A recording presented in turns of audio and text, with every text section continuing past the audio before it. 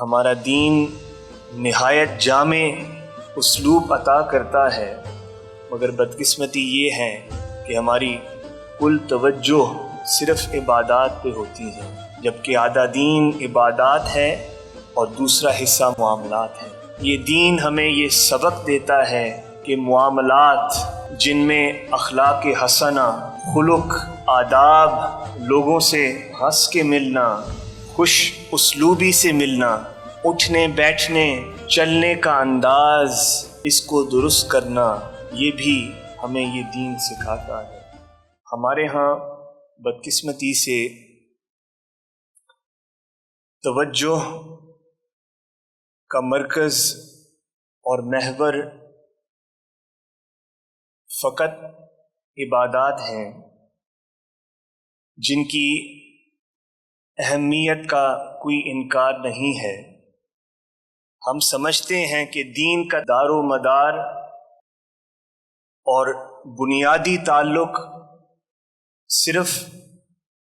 نماز، روزہ، حج اور زکوٰۃ سے ہے، جبکہ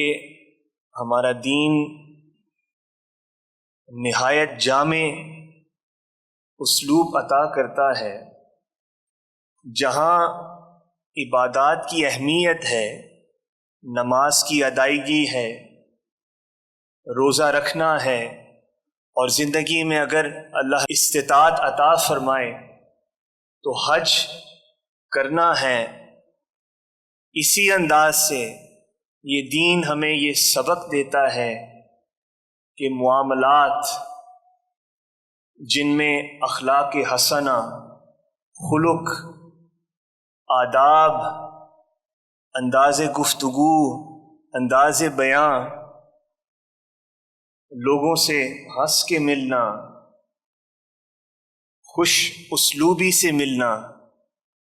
اٹھنے بیٹھنے چلنے کا انداز، اس کو درست کرنا، یہ بھی ہمیں یہ دین سکھاتا ہے۔ مگر بدقسمتی یہ ہے